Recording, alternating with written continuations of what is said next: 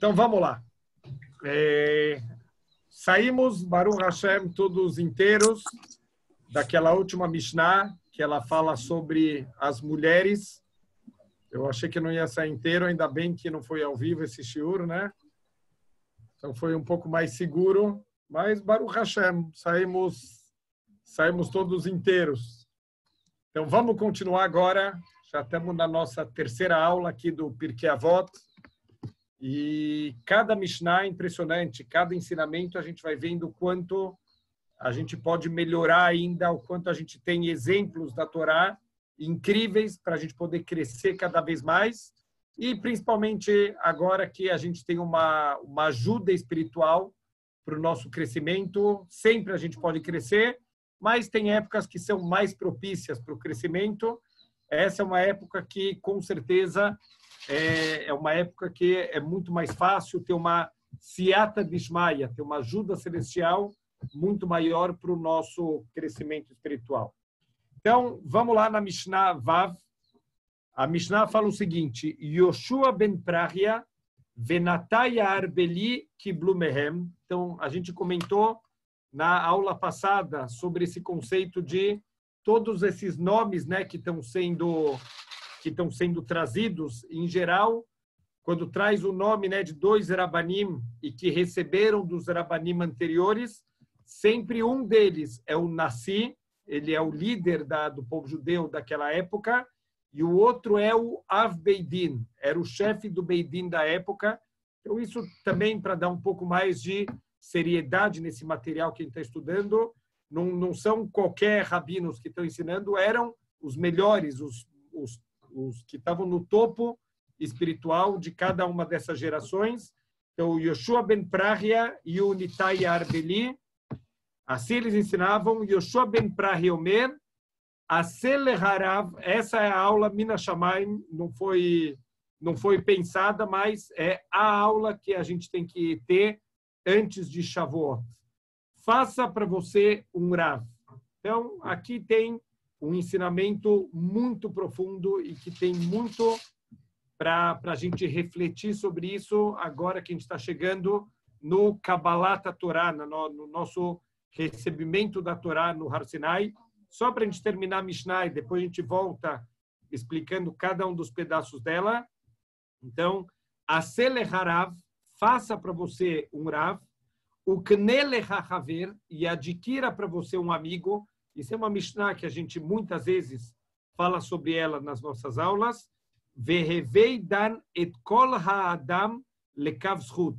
E julgue todas as pessoas para o lado positivo, né? O kav zehut. Antigamente a gente fazia, né, os pesos, eles eram uma balança que ele tem dois pratos na balança. Isso é o kav. O kaf é o prato da balança, tem o lado da gente julgar positivamente. A gente viu um ato que tem duas formas de ver, positivo ou negativo. Ele está trazendo aqui que todas as pessoas, a gente deve tentar julgar elas de uma maneira positiva, sempre dar o benefício da dúvida para as pessoas. Isso seria o Kav Zehut. Vamos tentar entender por que ele ensinava essas três coisas juntas, qual é a conexão entre essas três coisas. Então, olhem que impressionante, um dos ensinamentos. Por que eu falei que essa Mishnah é muito importante, a gente está ensinando ela, agora que a gente está chegando já em Shavuot. Shavuot já é na quinta-feira que vem, Bezrat Hashem, na quinta-feira de noite. Então, em Shavuot está escrito que o povo judeu se reuniu Betartit Ahar. Betartit Ahar, uma das formas da gente traduzir isso seria em volta da montanha, quer dizer, eles estavam no pé da montanha, todo o povo reunido para poder receber a Torá. Mas tem uma outra explicação que os nossos sábios trazem, o Rashi ressalta isso, a palavra Tahat literalmente significa embaixo da montanha. Então, o Rashi, citando o Talmud, o Rashi, ele fala que Deus levantou a montanha, quando a gente foi receber a Torá no Har Sinai, em cima da cabeça. Então, ele kafá har kegigita, assim fala o Talmud. Ele levantou a montanha como um teto sobre o povo judeu, e falou para o povo judeu, olha, se vocês quiserem receber a Torá, Baruch Hashem, está ótimo, se não, Sham tieh kvuratchem, lá vai ser o enterro de vocês, lá vai ser o túmulo de vocês, porque como se Deus ele vai soltar a montanha na nossa cabeça e não vai ter entrega da Torá, não vai ter mais nada. A explicação mais simples disso é que o mundo inteiro ele está esperando o povo judeu receber a Torá, porque toda a criação do mundo ela só faz sentido a partir do momento que a gente tem a Torá. Então está escrito, né, que no 6º dia da criação, Yom HaShishi. Então por que está escrito o 6º dia? Por quê? Porque desde a criação do mundo até o 6º dia, que é o dia 6 de Sivan, que é o dia da entrega da Torá, então o 6º dia, o mundo estava tremendo, esperando aquele momento, se o povo judeu vai ou não vai aceitar a Torá. A Torá foi oferecida para todos os povos do mundo, os povos não aceitaram, depois disso, Bezrat Hashem, na semana que vem, mas a gente precisa fazer uma aula especial só de preparação para Shavuot, mas para todos os povos do mundo foi oferecido a Torá como um povo, e eles não aceitaram, cada um com seus argumentos, até que o povo judeu recebeu e falou, Naseh Venishma. O que é Naseh Venishma? É um cheque em branco. Deus, a gente vai receber a sua Torá, eu não quero saber o que tem dentro dela. Todos os povos perguntavam, não, mas peraí, o que tem dentro dessa Torá? Deixa eu ver se me interessa ou não interessa. O povo judeu, e assim os nossos sábios falam que isso é um segredo que a gente recebeu dos malachim, dos anjos.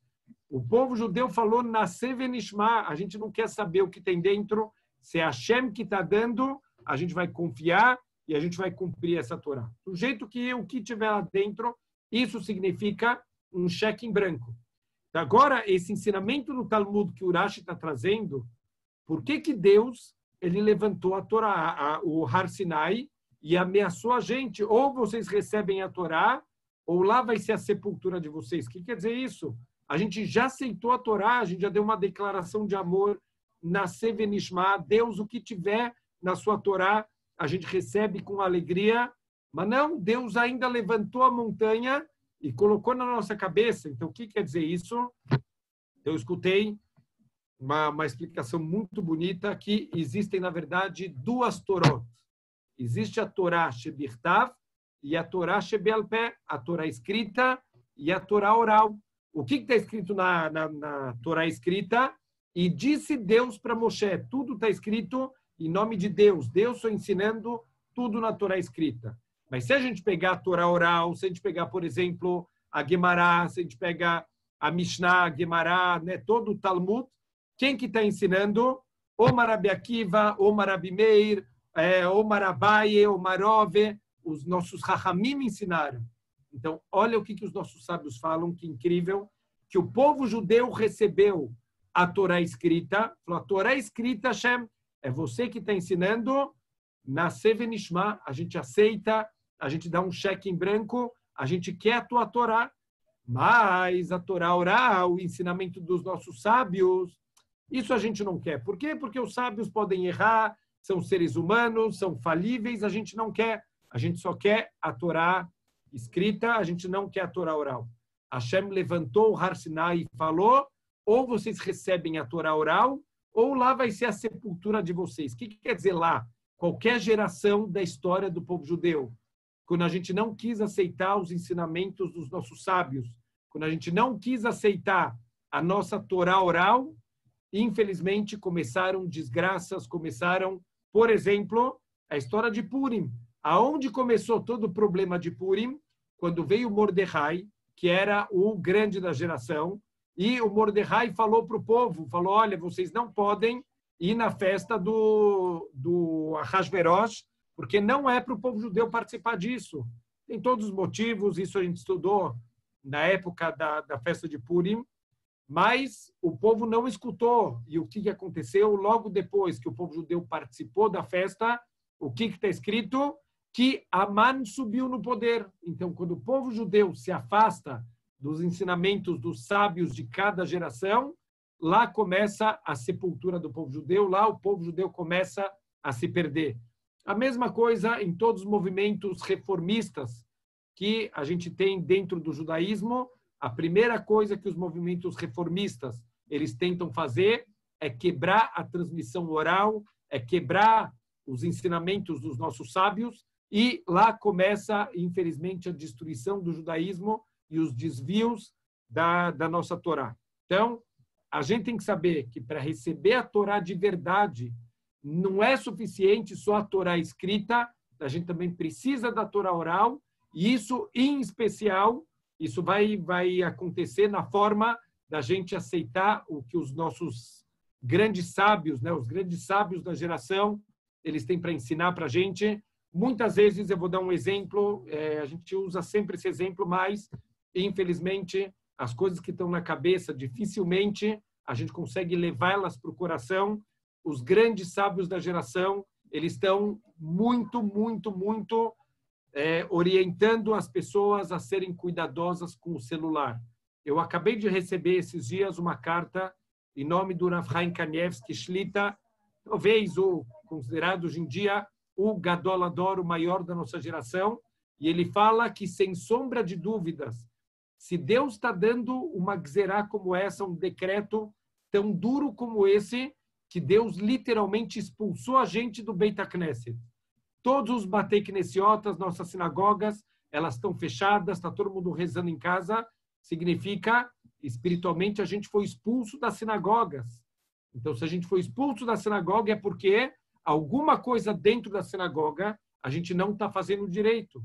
Olha o que o Rav Chaim falou, que hoje em dia a gente mesalzela, a gente está desprezando os nossos lugares sagrados, a gente leva celulares para a sinagoga, a gente está com o celular ligado no meio do estudo de Torá, no meio da tefilá, a pessoa está lá na tefilá, no meio da amidá. Eu já vi algumas vezes a cena da pessoa no meio da amidá, ele tirar o celular do bolso para ver uma mensagem que chegou, dá vontade de perguntar se Deus agora está falando também por WhatsApp, porque no meio da amidá, para o cara pegar o celular, vai ver que a mensagem é de Hashem, e eu que estou julgando a pessoa de uma maneira negativa. Então, tem que tomar muito cuidado. Ele fala, um dos piores problemas da nossa geração é o celular, o smartphone, que desconecta a gente do lado espiritual. Como as pessoas normalmente escutam isso? Com desconfiança, mas o que esse senhor já velhinho, o que esse senhor sabe sobre as tecnologias, o que esse senhor sabe sobre a vida hoje em dia? Um senhor que está lá em Bnei Brak, numa cidadezinha pequena, vivendo quase numa caverna, o que ele sabe sobre a minha vida, o meu estilo de vida? Assim começam as desgraças do povo judeu, quando, infelizmente, a gente não aceita os ensinamentos dos nossos sábios. A gente tem que saber que os nossos sábios, eles têm inspiração divina, eles têm um conhecimento muito maior do que a gente, do que é espiritualidade, de qual o caminho para a gente se conectar com Hashem. Quando a gente despreza os nossos sábios, os ensinamentos dos nossos sábios, aí começam as desgraças do povo judeu. Então, por isso que o Pirkei Avot está insistindo para a gente a Seleharav. Por que não está escrito? Está escrito faça para você um Rav. O que quer dizer faça para você um Rav? Não é para fazer aqueles voodoo do Rav para ficar cutucando, não é isso. O que quer dizer faça para você um Rav? Significa construa um relacionamento com o Rav para você ter confiança no Rav, para poder fazer perguntas, para poder escutar, mesmo quando vai contra o que você gostaria de escutar. Isso é um teste difícil. Às vezes a gente vai perguntar alguma coisa para um Rav, querendo escutar uma certa resposta. Mas a gente tem que ir perguntar para o Rav com a intenção que a gente vai escutar ele, mesmo que ele diga diferente do que eu estava esperando. Então, é interessante que isso eu tento fazer na minha vida sempre. Quando eu tenho que fazer uma pergunta importante para algum Rav, o que eu penso? Eu faço uma tefilá antes de falar com o Rav. Falo, por favor, Hashem, eu estou indo falar com o Rav como um intermediário seu. Eu quero saber a tua vontade. Por favor, ilumina esse rabino para que eu fique sabendo qual é a tua vontade, qual que é o certo para fazer nesse momento. Então, assim a gente tem que sempre fazer e precisa confiar nos Rahamim. Não pode fazer uma pergunta. Há pouco tempo, alguém conhecido foi fazer uma pergunta para um Rav, o Rav deu uma resposta negativa, e a pessoa começou a questionar, não, mas esse Rav não faz isso que ele me falou. E começou a levantar um monte de questionamentos. Quer dizer, então por que foi fazer a pergunta? Se não vai confiar no Rav, então não pergunta. Porque a gente perguntar e não cumprir, aqui a gente está fazendo uma transgressão muito grande. Então, acelerar significa constrói um relacionamento com algum rabino, com alguém que você tem confiança, para que você possa realmente escutar, mesmo quando vai contra o que a gente gostaria. Logo depois está escrito o Kneleha Haver. Compre para você um amigo. A gente já falou algumas vezes sobre essa Mishnah em Pirkei Avot. Compre para você um amigo. Basicamente, a gente tem duas formas de entender o que está escrito aqui, mas o principal é entender o que é um amigo. Hoje em dia, as pessoas acham que amigo é a pessoa que tem o Facebook dela, ele tem 2.000 amigos no Facebook. Uau! Além da pessoa precisar alguma coisa, esses 2.000 desaparecem do dia para a noite.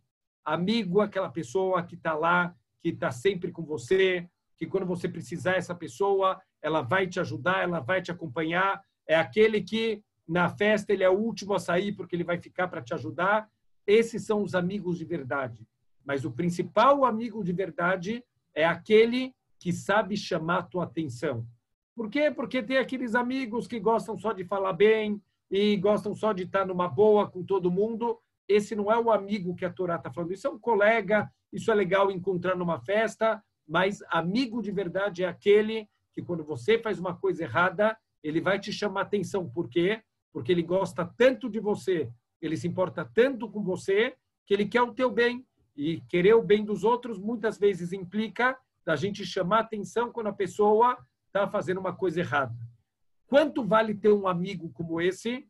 Olha o que o Pirkei Avot está ensinando. Se precisasse pagar, valeria a pena pagar. Se tivesse um anúncio que a gente vai procurar lá na internet, estão anunciando a venda de um amigo de verdade, vale a pena pagar. Isso é Kneleha Haver. Compre para você um amigo, vale a pena pagar se é para ter um amigo de verdade. Uma outra explicação também maravilhosa, o que significa Kneleha Haver? Todo mundo tem qualidades e defeitos. Também os nossos amigos têm qualidades e defeitos. E, às vezes, a gente se afasta de um bom amigo. Por quê? Porque a pessoa tem defeitos e que estão me incomodando. Kneleha Haver, pague um amigo, significa paga o preço dessa amizade. Às vezes, tem que passar por cima, tem que fechar os olhos de certos defeitos que os outros têm. São importantes para a gente ter amigos de verdade. Se é um relacionamento que realmente vai te ajudar no teu crescimento espiritual, vale a pena a gente pagar esse preço e a gente, Bezrat Hashem, passar por cima.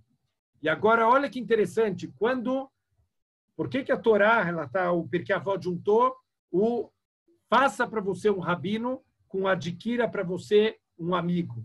Então, muitas vezes na vida, a gente tem certeza que a gente está com a razão e que a gente está no caminho certo. Por quê? Porque Shlomo Amelech, o mais sábio de todos os homens, ele ensina para a gente que todos os caminhos da pessoa são retos aos seus olhos. Baruch Hashem, a gente está sempre certo, sempre os outros que estão errados, sempre os outros que começaram.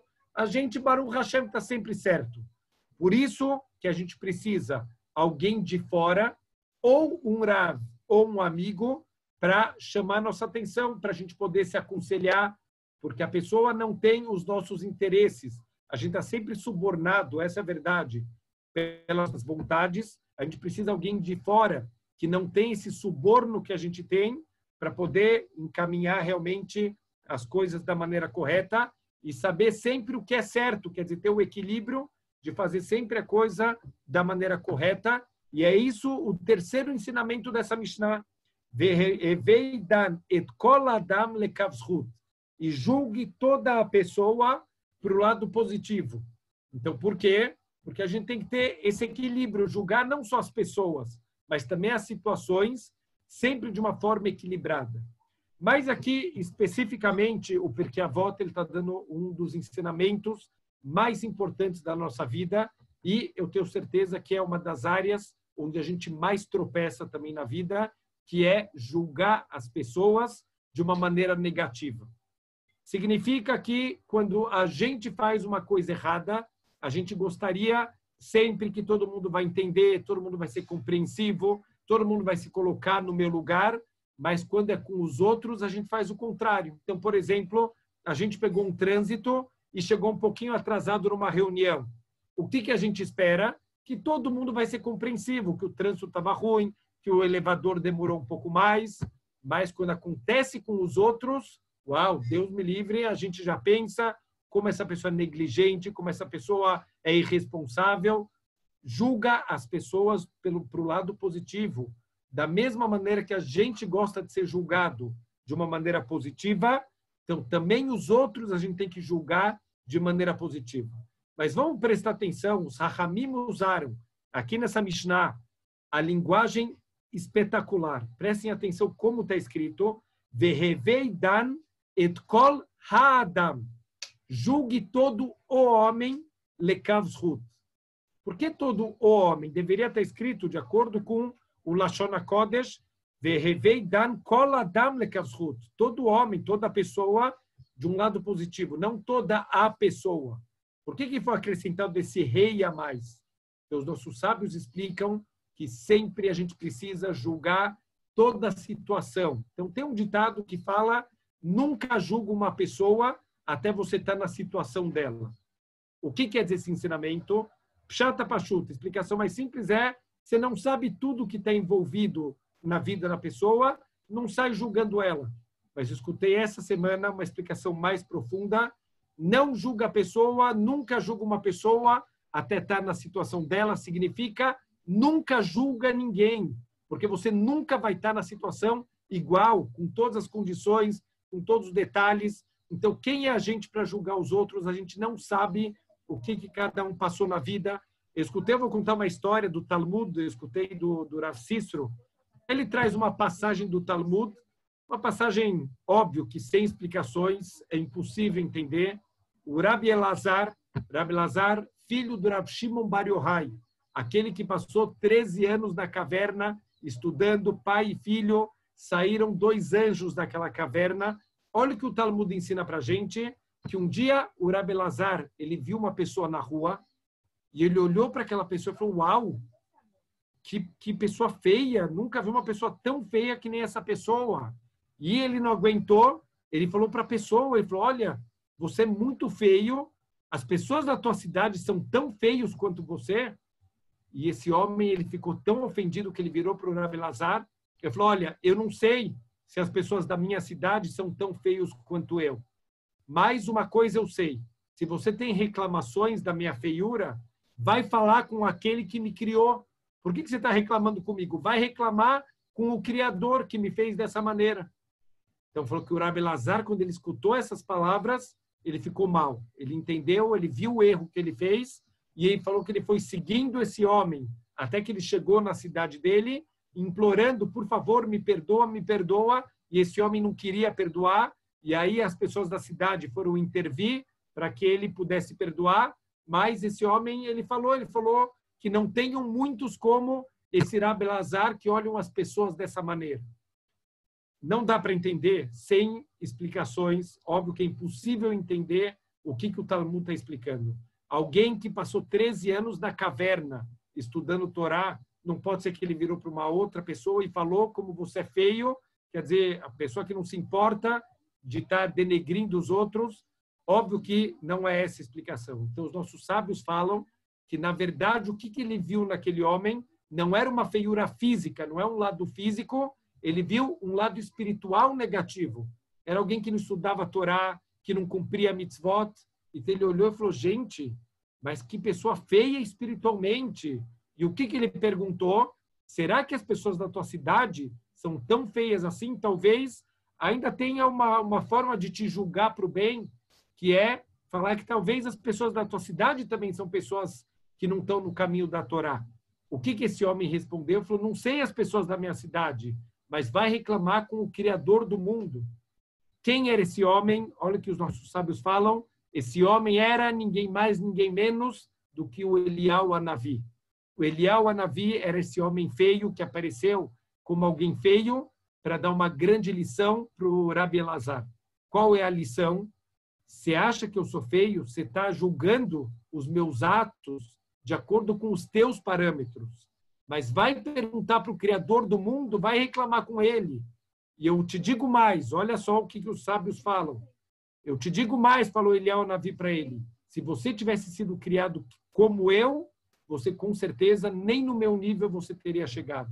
Quem é você para julgar se eu não estou fazendo Torá? Você sabe de onde eu nasci, quais foram as condições que eu tive, se Deus me deu ou não me deu sabedoria, se eu tive condições de crescer como você. Eu não passei 13 anos na caverna por Rabi Shimon Bar Yochai. Então, por que você está me julgando de acordo com a tua referência? Então, a gente não pode julgar ninguém, nunca, porque a gente não sabe as lutas de cada um, as dificuldades, a gente não sabe o que a pessoa passou na infância, a gente não sabe o que cada um passa dentro de casa. A gente tem que parar de julgar as pessoas, julgar a gente mesmo. A gente tem que os outros julgar sempre de uma maneira positiva. E você quer encontrar críticas e defeitos, procure em você mesmo, não nos outros. Então, é isso que os nossos sábios estão ensinando. Julgue toda a pessoa de uma maneira positiva, quer dizer, tenta sempre imaginar que essa pessoa, as dificuldades que ela está passando, alguém falou com você de uma maneira grosseira. Você tem ideia? Pode ser que a pessoa acabou de perder o emprego agora, pode ser que a pessoa está com problema com o marido, com a esposa, pode ser que a pessoa está com algum parente doente. Você não sabe o que está passando na vida dela. Então, a gente tem que julgar as pessoas sempre de uma maneira positiva, dar o benefício da dúvida. Se aquela pessoa hoje está fazendo isso, deve ter algum motivo. Então, mesmo quando é difícil, quando tem uma situação que, uau, parece impossível julgar de uma maneira positiva, sempre tem uma maneira da gente olhar aquela situação, de julgar de maneira positiva.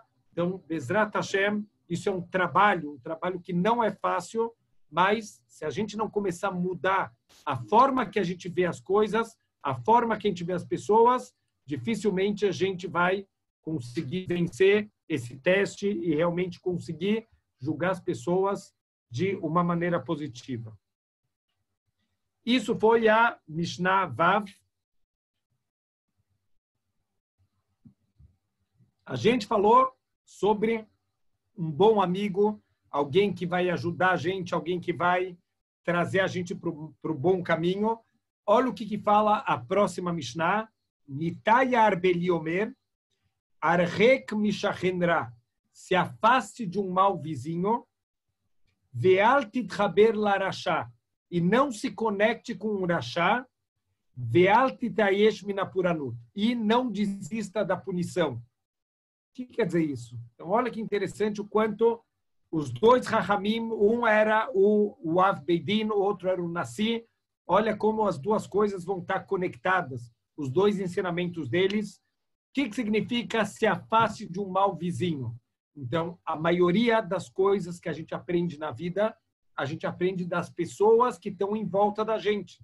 Então, olha que impressionante. Se afaste de um mau vizinho, por quê?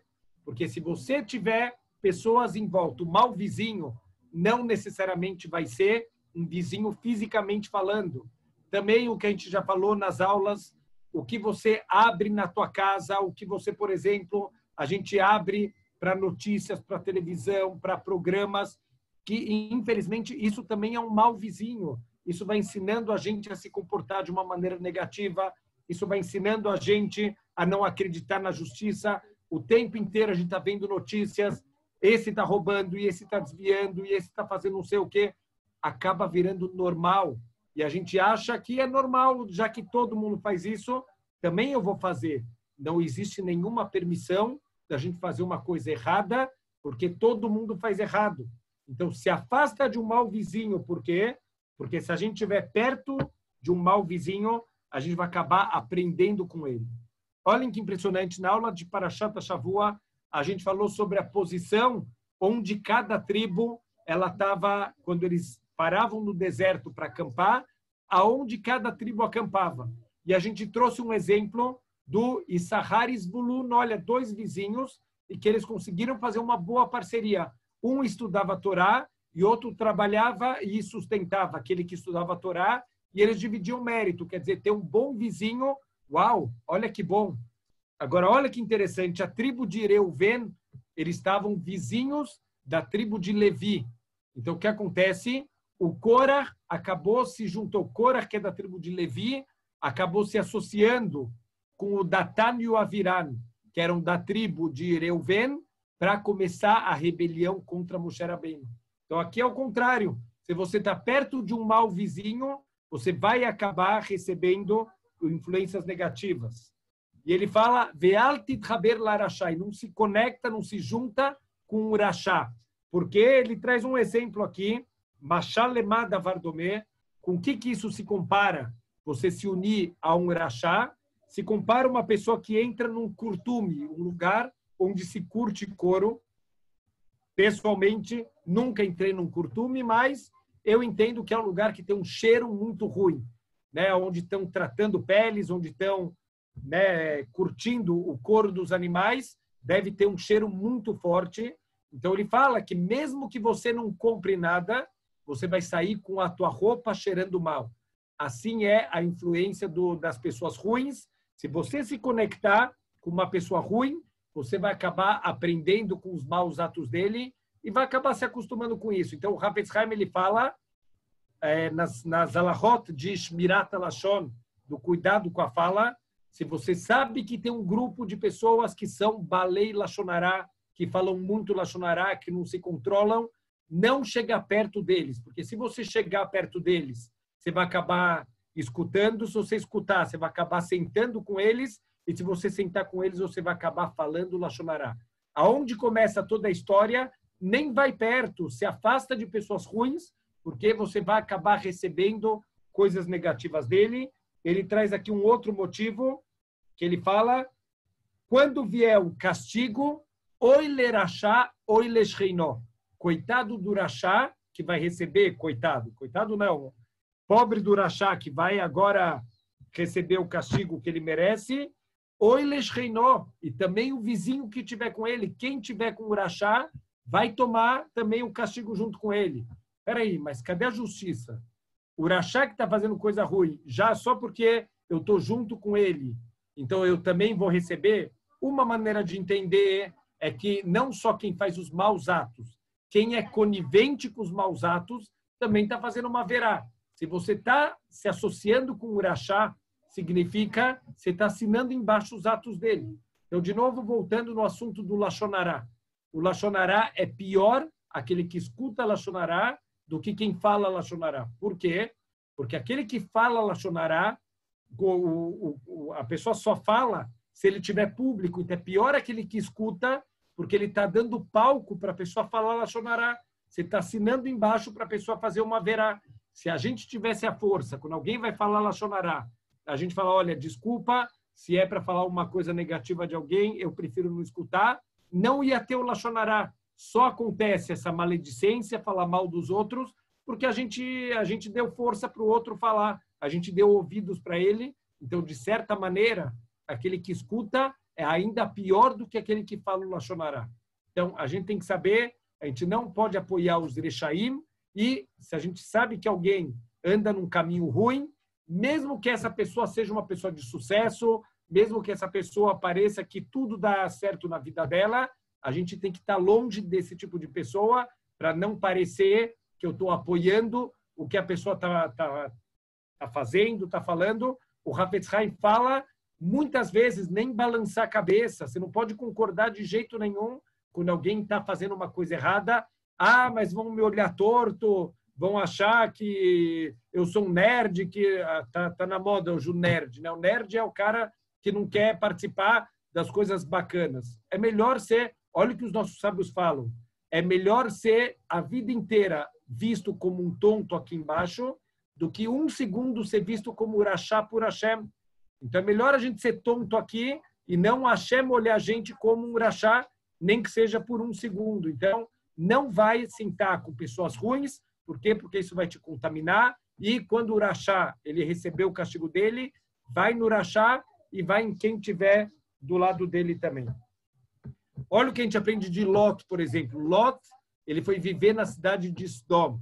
E mesmo assim a gente vê que ele tem traços de caráter bons que ele recebeu de Avraham Avinu. Olha que impressionante, todo o tempo que ele viveu com Avraham Avinu, ele aprendeu a fazer Arnassat Orhim. Então ele está lá na porta da cidade, ele vê os beduínos, ele convida para a casa dele, mesmo que ele está arriscando a vida.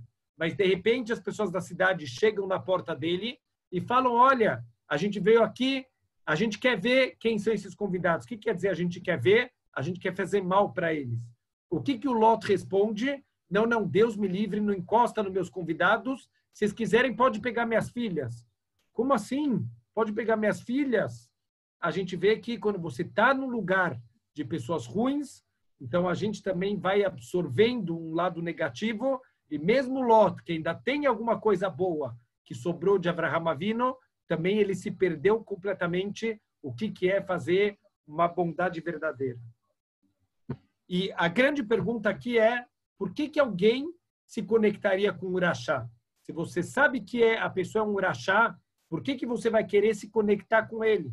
Então aqui fala o Ravovada Mibartenura, que muitas vezes a gente vê a pessoa, ele é um Urachá, a pessoa ele é desonesto, a pessoa só faz coisa errada e tudo dá certo na vida do cara. O cara tem sucesso, o cara está milionário, o cara tem amigos.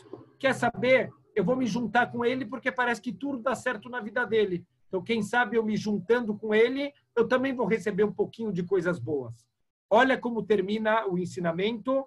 Alti teaesh minapuranut. Não desista do castigo. O castigo vai vir. Deus ele tem os planos dele, Deus tem o timing dele. Nem tudo, Deus não pode sair dando raio na cabeça de todo mundo, senão o mundo não ia existir. Então, a gente tem que saber, Deus ele sabe a coisa no momento correto, quando tem que fazer as coisas. Não desista do castigo. O Urachá, no final das contas, vai receber o castigo dele. Ao contrário, muitas vezes, as coisas boas que a pessoa está recebendo já é o castigo dela. Assim os nossos sábios falam, a própria Torá, olha a linguagem da Torá, fala que Deus paga para os Rechaim na cara deles para se ver livre deles. O que quer dizer isso? Muitas vezes Deus paga para os Rechaim aqui no Olamazé, aqui nesse mundo, e depois acabou, eles não vão ter mundo vindouro. Então, com o que isso se compara? Se compara com um grupo de presos, eles são mandados lá para a prisão, e tem esse grupo, tem aqueles que são os líderes, e tem aqueles que são Maria vai com as outras, eles não são nem são pessoas tão ruins, eles só seguiram aqueles líderes, mas eles também foram mandados para a prisão. O que acontece? Os líderes, eles são condenados a uma pena muito dura e aquelas outras pessoas que são Maria vai com as outras, elas recebem uma pena menor. Qual é a pena das pessoas que não são os líderes, que são só pessoas que estão acompanhando? Eles vão ficar 1 ano na prisão, em condições difíceis, e os líderes têm pena de morte. Eles vão ser executados em praça pública, vão ser enforcados. Mas o rei daquele reinado, ele era muito bondoso, ele dá ele quer fazer um último agrado para essas pessoas que vão morrer enforcadas, ele faz um banquete para os líderes na praça central para eles poderem ter uma última refeição gostosa. Vem uma pessoa de fora que não está entendendo o que está acontecendo, ele olha aquela cena e fala, o que está acontecendo? Por que esses aqui estão na prisão e esses aqui estão tendo um banquete? E alguém explica, olha, esses são os líderes da rebelião, eles estão comendo um banquete e aqueles lá são, coitados, pessoas que acabaram seguindo, aqueles lá estão 1 ano na prisão. A pessoa pergunta, aonde está a justiça? O que está acontecendo? Qual a resposta? Espera até amanhã. Dá um tempo, o que você vai entender? Que aqueles que hoje estavam comendo banquete, amanhã estão pendurados no meio da praça. Aqueles que hoje estão lá na prisão, sofrendo, amanhã vão ser libertados e vão voltar a vão fazer tchuvá, vão se arrepender e vão, Baruch Hashem, se tornar pessoas boas. Deus tem um momento certo que ele vai fazer a justiça. Nunca desista da justiça de Hashem. A gente não precisa ensinar Deus. Isso é interessante. Muitas vezes a gente quer ensinar Deus a trabalhar. Ó Deus, castiga aquele. Deus, por que você... Deus sabe trabalhar, Deus sabe muito mais do que a gente. Deus vê tudo, Deus sabe tudo. Ninguém precisa ensinar Hashem a trabalhar. Então, a gente tem que saber, no final das contas, no final da história, isso a gente vê nos filmes, impressionante, Por que praticamente todos os filmes têm final feliz? Porque essa é a verdade espiritual. A vida vai ter um final feliz. Os bonzinhos vão receber coisas boas e os rechaim vão receber coisas ruins. Esse é o final da história verdadeira. Assim vai terminar o filme. Deixa Deus fazer as coisas. Deus é perfeito. Ele sabe o timing certo das coisas. Não desiste do castigo. Então, nunca se junta com o Urachá achando que não vai acontecer nada. Vai acontecer. E se você estiver junto com ele, oi lerachá, oi lesreinó. Coitado do Urachá e coitado do vizinho dele.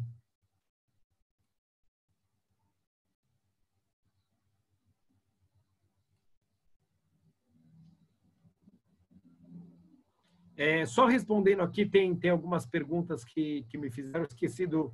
Estava tão empolgado que eu esqueci hoje de ver o chat. Então, estão me perguntando se quando a gente julga a outra pessoa, é um reflexo de alguma coisa ruim que tem na gente mesmo, e isso é 100% verdadeiro.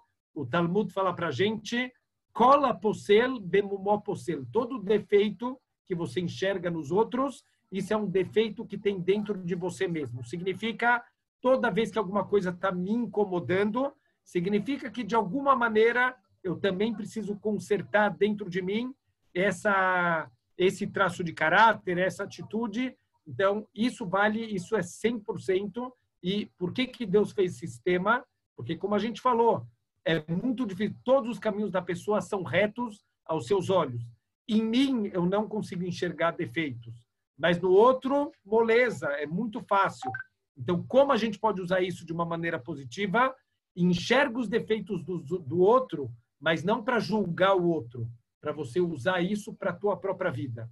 Olha o que tem de ruim numa outra pessoa, o que está te incomodando, isso é um sinal que isso é na tua alma, também tem alguma coisa nessa área que você precisa consertar.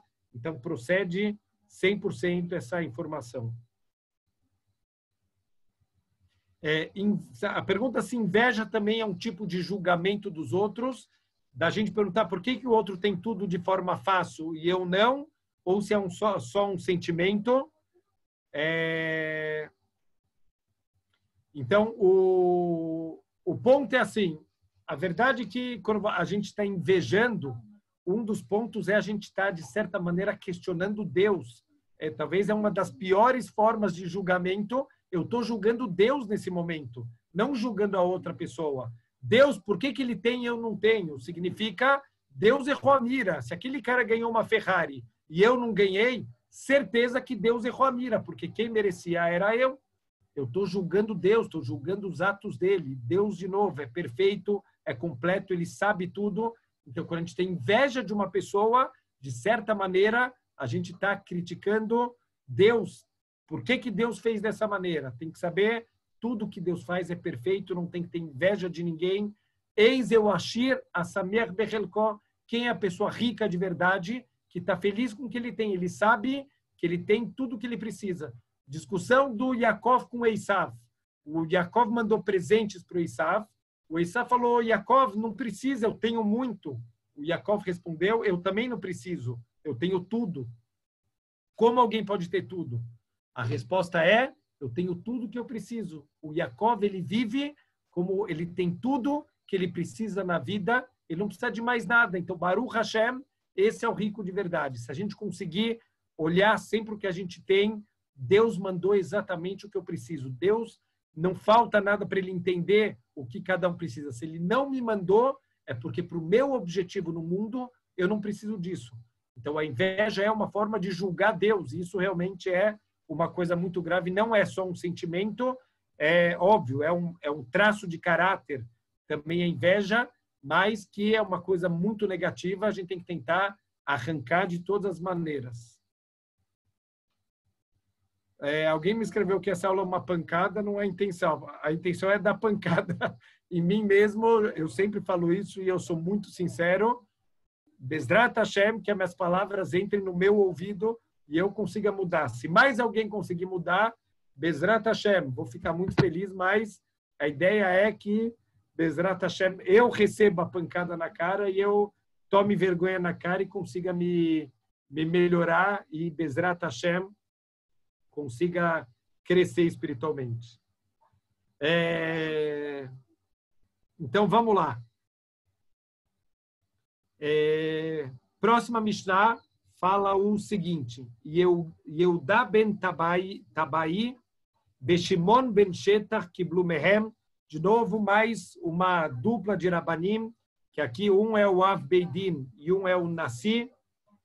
Yehuda ben Tabai Omer, Al Tasatzmecha Keorheia Dayanim. Aqui é uma Mishnah um pouquinho mais específica, mas que, obviamente, também vai se aplicar para a nossa vida, mas ele fala, não seja um advogado. Não sei se tem alguma senhora aqui que é advogada, não se preocupe, a gente vai explicar, mas aqui está falando, não seja advogado. Vamos continuar e depois a gente explica, a gente traz o Bar Ternura. O que sheiu baleidinim omdim lefanecha yu beinecha kereshaim. E quando você for um dayan, quando você for um juiz, e os dois litigantes, os dois lados, eles estiverem diante de você, você tem que olhar os dois como Reshaim. Calma, vamos explicar. Olha os dois como Reshaim. O Kesheniftarim milfanecha e o Beinecha Kezakaim. Mas quando eles saírem diante de você, que você olhe os dois como inocentes, Keshekiblu aleichem metadin, quando eles receberam sobre si pedido no julgamento. Então, só para ficarem tranquilos, tem muitos advogados que são Yehudim religiosos, Shomrei Torah Mitzvot. Então,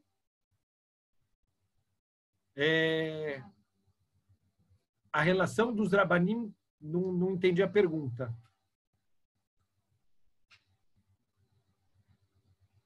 Não, isso o Bar Ternura, ele explica que todas as Mishnayot aqui que a gente está vendo aqui do Pirkei Avot, que é trazido em nome de duas pessoas, por exemplo, né, que ele trouxe Yehuda ben Tabai e o Shimon ben Shetach. Então, explica o Rav Ovadia ben Bar Ternura que todos eles, um deles era o Nasi, era o líder da geração, e outro era o Av Beidin, era o chefe dos Dayanim da geração. Só para mostrar quem são os Rabanim que estão trazendo todos os ensinamentos do Pirkei Avot, não eram simplesmente Rabanim, eram o top espiritual de cada geração, para a gente dar mais valor ainda para os ensinamentos que estão no Pirkei Avot. Então, olha só, o ponto não precisam ficar preocupados, tem muitos advogados, Baruch Hashem, Yehudim, Mirei Shamayim, que tem temor a Deus, que cumpre mitzvot. Olha o que o Bar Ternura, ele explica, o que a gente não pode ser. Então ele fala, Asur leadam legalot dino lechad mibalei adin velomar lo asekach bishvil shetiske bedinecha. Então, o que não pode a pessoa ser um advogado, em que sentido? Um orerdin, qual que é a explicação literal da palavra orerdin? A gente usou, por exemplo, em Pesach, a gente falou Shulchan Orech. Shulchan Orech é a mesa posta, a mesa está organizada. Um orerdin, quem é? É uma pessoa, isso não tem problema nenhum, isso é uma profissão que existe, é uma pessoa que ajuda, duas pessoas estão numa discussão de alahá, duas pessoas vão no Beidin, mas nem todo mundo sabe alahá, então o orerdin é aquele que vai ajudar a pessoa a organizar os argumentos dela. Mas se Deus me livre, vem um advogado e que ele não está buscando a verdade, ele está buscando ganhar o julgamento. Isso é você distorcer a justiça. Então, quer dizer, mesmo dentro da Torá, o Beidin, para que serve o Beidin? Porque quando duas pessoas não sabem como resolver uma situação, a gente vai no Beidin resolver a situação. Mas Deus me livre a pessoa ir no Beidin para ganhar. Ninguém tem que ir no Beidin para ganhar. Você vai no Beidin para escutar o que é o certo. Então, muitas vezes na história tiveram pessoas, alguém acha isso, vamos no Beidin escutar e receber. Mas Deus nos livre ser um advogado aqui no sentido que você vai organizar para a pessoa os argumentos para ensinar ela, mesmo que é mentira, mas para ensinar a pessoa como ganhar o julgamento, mesmo que você sabe que você está errado, então isso é proibidíssimo, é muito grave a gente distorcer um julgamento só para levar vantagem e ganhar. Então, depois ele continua e fala, quando os balei dinim estiverem diante de um juiz, você tem que ver os dois como urechaim. O que significa isso? Às vezes alguém vai fazer um julgamento e um dos dois lados, por exemplo, é um Rav muito grande. Então, o que acontece? Agora que tem uma pessoa que é um Rav muito grande e uma outra pessoa que é uma pessoa simples, naturalmente os juízes, o que eles vão pensar? Ah, esse aqui é um Rav tão grande, com certeza, se ele está falando isso é porque é verdade. Não pode pensar assim. Quando você está num julgamento, olha os dois como se fossem Erechaim. O que significa? Mesmo que o Gadolador está na tua frente agora, o maior da geração, ele está na tua frente no julgamento, agora esquece que ele é o Gadolador. Os dois estão errados agora e você vai escutar os dois lados para ver quem está certo de verdade. Não pode de jeito nenhum a gente conseguir... Eu contei uma vez uma história, acho que eu já contei aqui nesse shiurim, uma história de um Rav, de um Dayan, que ele cobria a cabeça, ele cobria os olhos quando ele fazia os julgamentos. Para quê? Para não ver quem ele está julgando. Porque se ele olhar e, por exemplo, está um rabino muito grande de um lado e alguém simples do outro, ou ele está olhando, tem uma viúva de um lado, uma viúva que não tem sustento e um homem poderoso do outro lado. Não importa quem está na frente dele, a justiça tem que ser justiça. Se o homem poderoso tem a razão e não a viúva, mas eu estou com dó da viúva, mas aqui não é questão de dó. Você está com dó da viúva, dá-te da cá para ela. Mas julgamento é julgamento. Está o gadolador de um lado e um homem simples do outro. Não importa, agora eles estão num julgamento, pode ser que o outro está com a razão. Por quê? Porque, de novo, a gente vai no Beidin, porque a gente não sabe o que é correto. Então, a gente está lá para escutar. E Bezrat Hashem, mesmo um gadolador, ele está envolvido numa situação, pode ser que ele não vai enxergar a verdade. Agora, quando eles saem do julgamento, ao contrário, tem que olhar os dois como se os dois eles são tzadikim. Por quê? Porque às vezes, por exemplo, tem julgamentos que a pessoa tem que jurar. Ela tem que fazer um juramento que aconteceu alguma coisa. Então, tem situações, por exemplo, quando uma pessoa emprestou dinheiro para outra, e essa pessoa ela não nega completamente. Ela falou, eu te emprestei 100, e a pessoa fala, não, você me emprestou só 50. Isso é um caso que o Talmud fala que a pessoa que concordou com parte da dívida, ele tem que jurar que o resto da dívida ele não deve.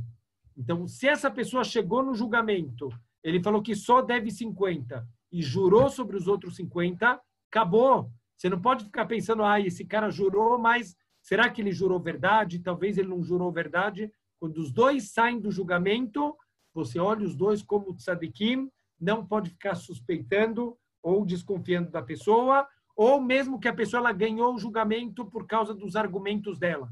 Depois que eles saem, o juiz dizendo, será que o julgamento é verdadeiro? Será que ele falou a verdade? Antes do julgamento, os dois são urechaim. Depois do julgamento, os dois têm que ser tzadikim, aos olhos do juiz, e acabou o julgamento, acabou. Os dois receberam o din e Mina Shamayim foi feito a coisa certa. Então, Bezrat Hashem, isso vale também para a nossa vida. A gente já falou que nós somos também juízes. Sempre tentar julgar com imparcialidade. Mas olha, tem aquela pessoa faz coisa errada, automaticamente eu já julgo ela de forma negativa. Deus nos livre, a gente tem que tentar sempre julgar as pessoas de forma positiva, sempre tentar dar o benefício da dúvida, sempre Bezrat Hashem, olhar o lado bom das coisas, o lado positivo das pessoas e trazer esses ensinamentos. Eu sempre falo isso, Bezrat Hashem, de novo, falo para mim, se adiantar para mais alguém, tentar trazer isso para a vida. Não adianta só escutar um shiur bonito, isso não mudar a gente. Tentar, a partir de hoje, julgar as pessoas de uma maneira positiva, sempre tentar dar. Existe talvez alguma situação que dá para julgar essa pessoa do lado positivo, então tem que tentar. Eu só quero terminar, eu sei que já passou o horário, mas só contar uma história que me marcou muito na época de Tchuvá. Uma história de uma menina que ela era uma pintora muito famosa e Baruch Hashem, ela ganhou muito dinheiro com as pinturas dela. E Baruch Hashem, essa menina fez chuvá, ela foi para uma midrashá estudar e acabou deixando de lado a pintura porque ela quer se dedicar para estudar a Torá o dia inteiro. Como Baruch Hashem, eu sei que tem alunas da Sharibiná que se pudessem estudar a Torá o dia inteiro. Então, o que acontece? Essa menina, ela largou a pintura dela e ela foi se dedicar para a Torá. Passou um tempo, acabou o dinheiro que ela tinha guardado e ela precisou voltar a fazer quadros. Então, ela se dedicou, fez 2 pinturas muito bonitas e ela foi enquadrar para poder vender essas pinturas e ganhar um dinheiro. Ela levou as 2 pinturas, ela foi numa loja, né, de molduras, que o dono era também um judeu religioso, ele deu as 2 pinturas, mas como ele estava no telefone, ela acabou esquecendo de pedir um recibo que ela deixou 2 pinturas. Ela volta depois de uma semana e ela pergunta para o homem, falou, cadê minha pintura na moldura? O homem traz um quadro para ela. Ela pergunta, cadê meu outro quadro? O homem falou, não, você só me trouxe um. Ela falou, não, tenho certeza, eu trouxe 2. Aí o homem pergunta para ela, mas cadê o recibo? Ela falou, olha, eu vim aqui, você estava no telefone, eu não quis te incomodar, eu não pedi recibo. O homem falou, olha, então desculpa, se quiser você pode procurar na loja inteira, não está aqui tua outra pintura. A menina começou a ficar incomodada, ela começou a ficar nervosa, porque ela tinha certeza que ela levou 2 pinturas. E ela virou a loja inteira, todos os quadros, um por um, e ela não achou a pintura dela. Então ela voltou para casa muito chateada, ela falou, não, tem que ter alguma explicação, porque esse homem é religioso, eu não acredito que ele me roubou, mas tudo indica que ele está me roubando. Esse homem, ele deve ter vendido o meu quadro, ele, infelizmente, ele se aproveitou desse momento, ele viu que ele não me deu um recibo e ele vendeu meu quadro. Então, um quadro valia R$1.000, R$2.000 e era muito dinheiro. E essa menina quebrou a cabeça, tem que ter uma explicação, até que Deus iluminou a cabeça dela. Quando a gente quer muito fazer o que é certo, Hashem ilumina a gente no final. Ela vai correndo na loja e ela vira para o dono da loja e fala, o senhor pode, por favor, abrir a moldura? O dono da loja começou a desconfiar, falou, o que você quer? Você vai pegar a tua pintura e vai embora? Você precisa me pagar o serviço. Eu gastei aqui a moldura, eu gastei horas de trabalho. A menina falou, por favor, você pode só abrir a moldura, eu vou pagar tudo. O homem abre a moldura, o que ela descobre? Que, sem querer, ele moldurou as 2 pinturas. Uma acabou grudando atrás da outra e as 2 estavam lá. E o homem ficou branco, falou, como que você sabia? Ela falou, olha, eu não sabia, mas eu tinha certeza que tem que ter uma explicação. O senhor é honesto, eu não queria desconfiar do senhor que o senhor me roubou, eu tinha certeza que eu deixei 2 pinturas e agora só tem uma. Tem que ter uma explicação. A única explicação que eu encontrei é que uma grudou na outra e as 2 foram emolduradas juntas. Então, olha que impressionante, sempre dá para julgar para o bem. Se a gente se esforçar, a gente vai conseguir mudar a nossa forma de ver a vida. Sempre tenta julgar as pessoas de uma maneira positiva. Bezrat Hashem, se a gente conseguir, a gente vai viver muito melhor. Porque olha quanta tensão, quantas coisas ruins a gente traz para a gente mesmo quando a gente julga as pessoas de maneira negativa. E se a gente julga os outros para o bem, Hashem também vai julgar a gente para o bem. Se a gente dá o benefício da dúvida, Hashem vai dar para a gente o benefício da dúvida e no nosso julgamento também ele vai julgar a gente sempre com leniência e não com rigorosidade. Git Shabbos para todo mundo. Baruch Hashem.